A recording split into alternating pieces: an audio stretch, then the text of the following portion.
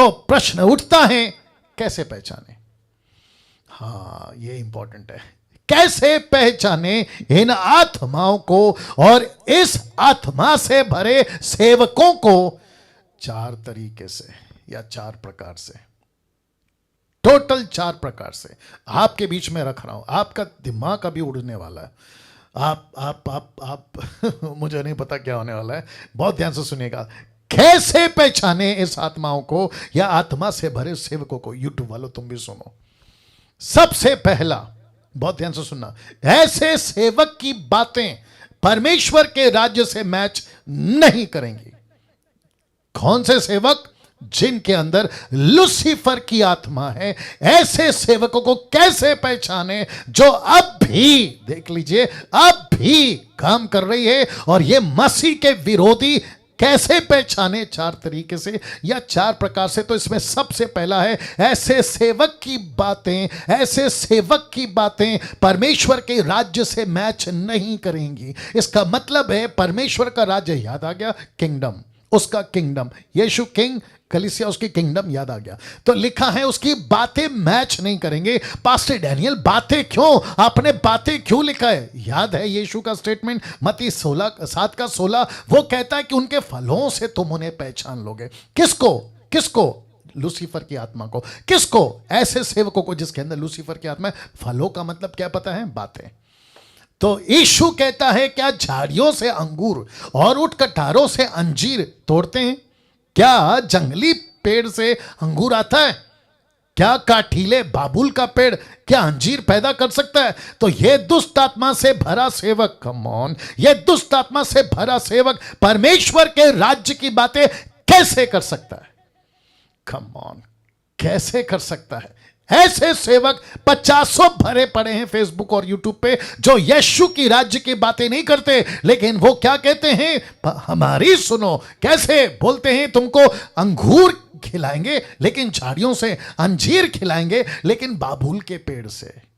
तो आपको क्या दिखता है? Come on, get ready. आपको क्या दिखता है? अंगूर, लेकिन झाड़ी नहीं दिखती। आपको क्या दिखता है? अंजीर, लेकिन आपको बाबुल का पेड़ नहीं दिखता। आप अंगूर, कैन यू बिलीव दिस? आप अंगूर के चक्कर में और अंजीर के चक्कर में पेड़ नहीं देख रहे हो कि ये फल आ कहां से रहा है। Wow, can you believe this? आप लोग समझ रहे हैं मैं क्या बात कर रहा हूं? बात आ रही है ना समझ में? इसका मतलब है कि अंगूर दिख रहा है, लोकेश भाई, अंगूर दिख रहा है लेकिन झाड़ी नहीं दिख रही। अंजीर दिख रहा है लेकिन बाबुल का पेड़ नहीं दिख रहा है। वाह, इसलिए जीसस कहता है उनके फलों से तुम उनको पहचान लोगे। तो यूट्यूब के लोगों, तुमको चमत्कार दिख रहा है लेकिन वो चमत्कार कहां से आ रहा है? वो झाड़ी नहीं दिख रही है। तुमको ब्लेसिंग दिख रही है, मेरा पास्टर आता है, मेरे ऊपर हाथ रखता है और मैं नीचे गिर जाता हूं और मुझे बड़ा मजा आता है, मुझे बड़ा अच्छा लगता है, मैं जमीन पे लोटपोट होता हूं। अरे कितनी अच्छी फीलिंग है। फीलिंग कितनी अच्छी फीलिंग है, लेकिन ये फीलिंग का सोर्स समझते हैं? जरिया कहां से? कटीली झाड़ी। लिखा है कांटों वाली झाड़ी, ये यहां से आ रही है और तुम इसी के चक्कर में पागल हो गए। तो लिखा है ऐसे सेवकों की बातें परमेश्वर के राज्य से मैच नहीं करेंगे। दूसरा, ऐसे सेवकों की बातों में परमेश्वर की इच्छा नहीं दिखेगी, बिल्कुल नहीं दिखेगी। ऐसी सेवकों की बातों में परमेश्वर की इच्छा नहीं दिखेगी। इसका मतलब है ये क्या प्रचार करेंगे पता है? देख लीजिए, पहला यूहन्ना 2:27, ये संसार की बातें करेंगे, ये अभिलाषाओं की बातें करेंगे। ये बात अलग है कि दोनों मिटते जाएंगे। लिखा है जो परमेश्वर की इच्छा पर चलता है, जो परमेश्वर की इच्छा पर चलता है वो सर्वदा बना रहता है। तो ये परमेश्वर की इच्छा पे नहीं चलेंगे, लेकिन बातें कौन सी करेंगे? संसार की बातें कौन से करेंगे? अभिलाषाओं की। ये क्या कहेंगे पता है? मैं रख रहा हूं। ये क्या कहेंगे पता है? जितना हो सकता है हमको संसार में जाना है। बोला संसार में क्यों जाना है? वहां पे मनोरंजन ज्यादा है, अभिलाषाएं ज्यादा है, आपको खूब मजा आएगा। सांसारिक दिमाग, सांसारिक सेवक, सांसारिक कलीसिया, सांसारिक दास और दासियां, ऐसी बातें, इनका परमेश्वर की इच्छा से कोई लेना देना नहीं है। विल ऑफ गॉड कोई लेना देना नहीं, प्रभु की क्या मर्जी है कोई लेना देना नहीं है। तीसरा, ऐसे सेवक की बातों में खुद की महिमा होगी। ये खुद को बहुत महिमा देंगे। कैसे पकड़ें किसके अंदर कौन सी आत्मा है? वचन रख रहा हूं, यूहन्ना 16:14 लिखा है, वह कौन? पवित्र आत्मा ब्रैकेट में लिखा है, वह मेरी महिमा करेगा। कौन? कौन करेगा? पवित्र आत्मा। किसके द्वारा करेगा? डैनियल के द्वारा, निर्जला के द्वारा, आप लोग जितने देख रहे हैं आपके द्वारा। तो प्रभु कहता है, तुम कैसे पहचानोगे किसी को कि इसके अंदर कौन सी आत्मा है? वो जो भी आत्मा या जो भी सेवक है वो सही है या गलत है, ये तीसरा पॉइंट है, वो मेरी महिमा करेगा, यीशु की महिमा करेगा, क्योंकि वो मेरी बातों में से लेकर तुम्हें बताएगा।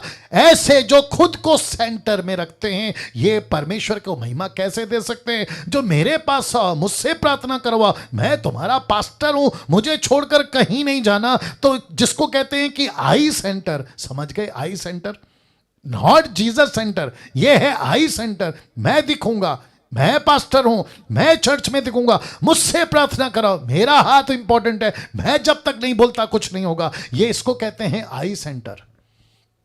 माय गुडनेस, कैसा लग रहा है साहब? वाह! ऐसे सेवकों की बातों में खुद की महिमा होगी। मुझे गुस्सा आता है ऐसे लोगों पर जो कहते हैं कि आपका प्रार्थना निवेदन मुझे भेजो। मैं पूछना चाहता हूं कि भाई, आपका, हमारा प्रार्थना आपको क्यों भेजें? ये सिखाओ कि जब तुमको मुसीबत हो तो यीशु के पास जाओ। तुम ऐसे क्यों सिखाते हो कि तुमको मुसीबत हो तो मेरे पास आओ? देखो कितना बड़ा गलत है। और ये किसका काम है? लूसीफर का काम है। ये कहते हैं आपको कोई भी तकलीफ है, ये मेरा फोन नंबर है, मुझको प्रार्थना के लिए कॉल करो, आपके लिए मैं प्रार्थना करूंगा। जबकि उसको कहना चाहिए कि जब तुमको तकलीफ हो तो यीशु के पास जाओ, यीशु से प्रार्थना करो, यीशु तुमको ठीक करेगा। बीच में कौन आ गया? पास्टर। अब बताइए, सेंटर कौन है? जीसस या पास्टर? जीसस या ऑनलाइन प्रीचर? जीसस या सो कॉल्ड उल्टे सीधे बकवास करने वाले? चौथा, ऐसे सेवकों की बातों में, बहुत ध्यान से देखना, ऐसे सेवकों की बातों में चौड़ा रास्ता सुनाई देगा। कौन सा रास्ता? चौड़ा रास्ता। अब बताता हूं चौड़ा रास्ते का मतलब क्या है। लिखा है मत्ती 7:13, सकेत फाटक से प्रवेश करो, जिसको कहते हैं दुख उठाना, क्योंकि चौड़ा है वो फाटक, चाकल है वो मार्ग जो विनाश को पहुंचाता है, बहुतेरे, इसका मतलब है देयर विल बी मेनी, बहुतेरे जो इसमें से प्रवेश करते जाएंगे। तो इसका मतलब है कि मुझ जैसों को पसंद नहीं करेगी 21वीं सदी की कलीसिया। मुझ जैसों के प्रचारकों को, 10 टकाओं के प्रचार को पसंद नहीं करेगी। क्यों? अगर आप पूछना चाहते हैं क्यों, तो मैं बता देता हूं, क्योंकि हम लोग कौन से वाले? सकेत फाटक वाले। हम कौन सा प्रचार करते हैं? दुख उठाओ। हम कौन सा प्रचार करते हैं? यीशु की सेवा करो। हम कौन सा प्रचार करते हैं? परमेश्वर के लिए क्रूस उठाओ। लेकिन ये लोग क्या प्रचार करते हैं? अरे कोई टेंशन नहीं, आपको पैसे चाहिए, मेरे पास आओ। आपको अमीर बनना है, मैं रख रहा हूं। ये देखो, ऐसे सेवक हमेशा पैसों की बातें करता हुआ मिल जाएगा, क्योंकि चौड़े रास्ता वाला प्रीचर है ना ये। फिर लिखा है अमीर कैसे बनना है, कलीसिया को उसी में बिजी रखेगा। Can you believe this? मैं नाम तो खैर नहीं लूंगा, मैं आपको अभी से बता देता हूं। एक व्यक्ति है अपने मुंबई का, महाराष्ट्र मुंबई का, वो कहता है मैंने नई गाड़ी खरीदी है, उसने खुद ने खरीदी है। वो अपने चर्च को कहता है कि जैसे मेरे पास में नई कार आई है, वैसे तुम सबके पास में नई कार आनी चाहिए, नई गाड़ी। मेरा प्रश्न है, क्या परमेश्वर ने हमको इस संसार में पैसा कमाने के लिए बोला है? वचन क्या कहता देखिए, मत्ती 6:9-19, माफ करें, मैथ्यू 6:19 कहता है, अपने लिए पृथ्वी पर धन इकट्ठा, आगे कोई बोल दे प्लीज, लिखा है नहीं करना। पृथ्वी पर धन इकट्ठा नहीं करना, बल्कि 20 कहता है, परंतु अपने लिए, लिखा है स्वर्ग में, पृथ्वी पे नहीं, स्वर्ग में धन इकट्ठा करो। लेकिन हम यहां पे क्या कर रहे हैं? बोला पृथ्वी पे धन इकट्ठा करेंगे, पृथ्वी पे अमीर बन जाएंगे। तो अभी कुछ लोग बोल सकते हैं, पास्टर डैनियल, अगर हमको पृथ्वी पे धन इकट्ठा नहीं करना है तो हमारे बच्चों का क्या होगा, आगे पीढ़ी का क्या होगा? ले दो, अपने बच्चों का अकेला बाप है, ऊपर बैठा सबका बाप नहीं है। ऊपर बैठा सबका बाप सबकी चिंता करता है, पृथ्वी के बाप से भी ज्यादा। अभी तो वैसे ही मौतें हो रही है, अचानक से कोई भी न्यूज आ रहा है, कोई भी मर रहा है, तो तुम जिस दिन मर जाओगे अपने बच्चों को साथ में लेके जाओगे। तो बैठा है ना ऊपर बाप, ऊपर बैठा है ना परमेश्वर, वो कहता है मैं संभालूंगा तेरे बच्चों को, तू मेरे बच्चों को संभाल, मतलब कलीसिया को। जब हम परमेश्वर का काम करेंगे, परमेश्वर हमारा काम करेगा। तो इसका मतलब क्या है पास्टर डैनियल, मैं नौकरी छोड़ दूं? मैंने कब कहा? मैं बिजनेस छोड़ दूं? मैंने कब कहा? जितने हमारे साथ में, क्या वो नौकरी छोड़ के बैठे हैं? बिल्कुल नहीं। इसको कहते हैं बच्चों वाला सवाल, इसको कहते हैं मिल्क ड्रिंकिंग क्रिश्चियन की मेंटालिटी। यीशु कहता है तुम अपना हाथ पैर चलाओ, कामयाबी मैं दूंगा। तुम अपनी नौकरी शुरू करो, सफलता मैं दूंगा। पौलुस तंबू का बिजनेस करता था, टेंट का। क्या उसको सक्सेस नहीं मिली? ऑफ कोर्स मिली। लिखा भी है वो खुद को भी संभालता और अपने लोगों को भी संभालता, कामयाबी आई ना उसके पास। लेकिन पृथ्वी पे ऐसी लालच के साथ में कि पास्टर ने बंगला खरीदा है तो मैं भी खरीदूंगा, पास्टर के पास में गाड़ी है तो कलीसिया के पास में भी। इसी में तो बिजी किया है, देखो ना, लिखा है ना, कलीसिया को बिजी कर दिया है। किसमें? बोला अमीर बनो, अमीर बनो, अमीर बनो। ऐसी प्रीचिंग नरक के पुलपिट से आती है, नरक के पुलपिट से। अब बताइए। और ऐसे प्रचार को पब्लिक पसंद करती भी है। बोला क्या प्रीचर है, अरे उसको फिर बुलाओ, अगले हफ्ते फिर बुलाओ, उसको फिर से पेज पे बुलाओ। अरे क्या प्रचार करता है, तुमको भी ले डूबेगा, खुद भी डूबेगा। तो लिखा है जैसे प्रचारक की बातें वचन से, जिस प्रचारक की बातें वचन से मैच नहीं करती वो मसीह का विरोधी है। मैं कुछ सेकंड इसको रख रहा हूं जी। वापस बोल दूं, जिस प्रचारक की बातें वचन से मैच नहीं करती वो मसीह का विरोधी है। यस और नो? या मैं और कुछ रिक्वेस्ट कर सकता हूं? आप लोग अभी जो कम से कम 290 हैं, 290 300 के आसपास, आपसे कुछ रिक्वेस्ट कर सकता हूं? अगर आप लोग यस बोलते हैं तो अपना थंब करके बता दीजिए। कर सकता हूं? इस तरह के प्रचार को जितना प्रमोट कर सकते हैं ना सोशल मीडिया पे, एवरी ऑल्टरनेट डे, मतलब हर 2 दिन के बाद में यूट्यूब से उठाओ कॉपी पेस्ट करो, यूट्यूब से उठाओ व्हाट्सएप पे कॉपी पेस्ट करो, यूट्यूब से उठाओ इंस्टाग्राम पे डाल दो, यूट्यूब से उठाओ कहीं पे भी डाल दो और लोगों को ऐसे प्रचार पहुंचाते रहो। और वापस कह रहा हूं कि डैनियल राज का बेनिफिट क्या है कि यूट्यूब का चैनल बढ़ेगा? जी नहीं। मुझे पैसे मिलते हैं? जी नहीं। मेरे को सब्सक्राइब की जरूरत है? जी नहीं। मेरे पास में 1.5 लाख सब्सक्राइबर वैसे ही हैं, आप लोग देख सकते हैं। मुझे कौन सा पैसा कमाना है? आप लोगों को ये काम पे लगाकर, लेकिन परमेश्वर के राज्य में खूब पैसे कमाओगे आप लोग, मैं नहीं, आप लोग। वाह, इसलिए तो लिखा है ना, पृथ्वी पे धन इकट्ठा मत करो लेकिन स्वर्ग में धन इकट्ठा करो। कैसे कमाओगे पैसा? गणेश जादव साहब, या पैसे कैसे कमाओगे? ऐसे ही तो कमाओगे, परमेश्वर का काम करोगे, पैसे मिलेगा कहां? स्वर्ग में। आप क्या बोलते हैं उसको, पीडीएफ नहीं, क्या हो पैसे जो जमा करते हैं, एफडी। देखो मेरे को ये तक नहीं मालूम। एफडी, आपका जो पैसा है ना वो कहां जमा हो रहा है? स्वर्ग के बैंक में। जिस दिन तुम मरकर स्वर्ग में जाओगे ना तो प्रभु बोलेगा, अरे बेटा क्या बात है, क्या काम किया, खूब पैसे वाला हो गया। बोला मैंने कब पैसा जमा किया? बोला बेटा जो तू पृथ्वी पे काम करता था ना उसका सारा तनख्वाह मैंने ऊपर जमा करके रखा है। अब आप सोच के देखो कि हमको पृथ्वी पे मिलियनर, बिलियनियर, ट्रिलियनियर बनना है या स्वर्ग में बनना है? आप ही बता दीजिए। एब्सोल्युटली। अब इसको देखो, मैं वक्त का ख्याल रखूंगा, टेंशन नहीं लेना। अब यहां पे 2 प्रकार का कबूतर है, और कबूतर से मतलब आप समझ गए, पवित्र आत्मा, ठीक है? जिसको परख कर दूर करना है उसी को दूर करो। रिपीट करता हूं कि जिस पवित्र आत्मा को परख कर दूर करना है उसी को दूर करो, क्योंकि यीशु के वक्त ऐसा नहीं किया। किसने? शास्त्रियों ने। क्या किया पता है? जानना चाहते हो?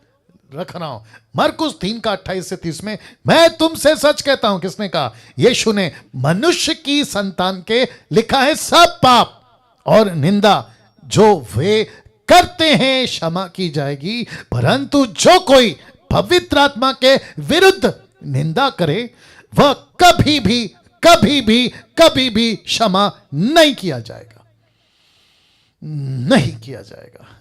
लिखा है वरन वह अनंत पाप का अपराधी ठहरता है। अनंत पाप का अपराधी। बाप रे, क्योंकि वे कहते थे, कौन? शास्त्री फरीसी। किसको? यीशु को। वे कहते थे कि उसमें किसमें, यीशु में अशुद्ध आत्मा है। तो तब जाकर मैंने ये फोटो रखा है जहां पे आप देख लीजिए कि जिसको पवित्र आत्मा कहना है उसको पवित्र आत्मा कहो, जिसको अशुद्ध आत्मा कहना है उसको अशुद्ध आत्मा कहो। पवित्र आत्मा को परख कर उसको दूर नहीं करना है, दुष्ट आत्मा की आत्मा को परख कर उसको दूर करो, ना कि पवित्र आत्मा को। क्योंकि यीशु के वक्त में ऐसा नहीं किया शास्त्रियों ने। उसने क्या किया पता है शास्त्रियों ने? जो सच्चा था उसको दूर कर दिया, जो झूठा था उसको स्वीकार कर लिया। ओहो हो, जरा सोचो अभी, कहीं ये गलती यूट्यूब वालों तुमसे तो नहीं हो रही? कहीं ऐसी गलती आप लोग तो नहीं कर बैठ रहे? डैनियल राज कौन सी आत्मा में बात करता है? पवित्र आत्मा। मसीह मंथन वाले कौन सी आत्मा में बात करते? पवित्र आत्मा। कैसे? अभी तो बताए ना, 4 पॉइंट को कवर करो, 4 पॉइंट को दिमाग में रखो। उनके फलों से तुम उनको पहचान लोगे कि वो कैसी बातें करते हैं। डैनियल राज को आप कम से कम 2 साल से 2.5 साल से सुनते आ रहे हैं, कैसी बातें कर रहा है आप परख सकते हो। तो जिसको परख कर दूर करना है उसको दूर करो, ना कि सही को। गलत को दूर करो, ना कि सही को। कैसे पहचाने? उनके फलों से पहचानो, क्योंकि यीशु को नहीं पहचाना। जिसको पहचानना था उसको नहीं पहचाना, उसको दूर कर दिया। जिसको जिसको जिसको जिसको जिसको सही कहना था उसको गलत बोल दिया, जिसको गलत बोलना था उसको सही बोल दिया। तब जाकर यूहन्ना कहता है, 1 जॉन चैप्टर 5:16 कहता है, यदि कोई अपने भाई को ऐसा पाप करते देखे जिसका फल मृत्यु ना हो तो विनती करे, मतलब प्रार्थना करे, परमेश्वर उसे उनके लिए जिन्होंने ऐसा पाप किया है जिसका फल मृत्यु ना हो जीवन देगा, मतलब माफ कर देगा। अब इसको देखो, पाप ऐसा भी होता है जिसका फल मृत्यु है, इसके विषय में विनती करने के लिए नहीं कहता। कौन कह रहा है? यूहन्ना। क्या इन सभी बातों से आप लोग वाकिफ थे? मैं पूछ रहा हूं, आप लोग वाकिफ थे? अगर वाकिफ थे तो आपको सलूट है, आपको सलूट है। लेकिन अगर वाकिफ नहीं थे तो मैं समझता हूं कि मैंने देरी नहीं कर दी आप तक ये बातों को लाने में। अब इसको ला रहा हूं। अब आपको क्या करना है, यूट्यूब के लोगों आप भी सुनो, आपको क्या करना है, आपको परखना है कौन सा पवित्र आत्मा है और कौन सा दुष्ट आत्मा है। ये रख दिया फोटो। आपको परखना है कौन सा पवित्र आत्मा है और कौन सा दुष्ट आत्मा है, मतलब कौन सी दुष्टता की आत्मा है। आपको परख कर उसको दूर करना है, नहीं तो क्या करोगे पता है? अनंत काल के अपराधी, ये देखो, अनंत अपराधी ठहरोगे। और लिखा है कि ऐसों को माफी नहीं है, मृत्यु की सजा हो चुकी है। और ऐसी ही गलती करी एक व्यक्ति ने जिसको कहते हैं साइमन। ये व्यक्ति आप जानते हैं, जब प्रेरितों की किताब 8:18 में पतरस को देख रहा था कि प्रचार करता है, हाथ रखता है, चमत्कार होता है, आशीष आती है, परछाई से लोग ठीक होते हैं, पवित्र आत्मा मिलता है, चंगाइयां हो रही है, देख देख के उनके पास में पैसे लाए। ये देखो किधर गया, पैसे लाए, पोटली देख रहे हैं, पैसे लाया। और क्या कहा उसने? आकर कहा, देखा कि प्रेरितों के हाथ रखने से पवित्र आत्मा दिया जाता है, तो उनके पास रुपए, ये देखो ब्लैक में लिखा है ना, रुपए लाकर कहा कि ये अधिकार मुझे भी दो कि जिस किसी पर हाथ रखूं वो पवित्र आत्मा पाए। अब आप सभी को पता है कि पतरस ने कैसे डांट लगाई, बोला तू और तेरे पैसे नाश हो। ये तो अच्छा है कि वो नाश नहीं हो गया, क्योंकि 8वें अध्याय का चक्कर है। 5वें अध्याय में एक पति पत्नी मर गए, आपको याद होगा, एक पति पत्नी मर गए। वो तो शुक्र है कि ये नहीं मर गया। अब आपको कुछ चीजें बताता हूं, पवित्र आत्मा की निंदा और पवित्र आत्मा को बिना जाने समझे अपराध करने के बारे में कॉन्सेप्ट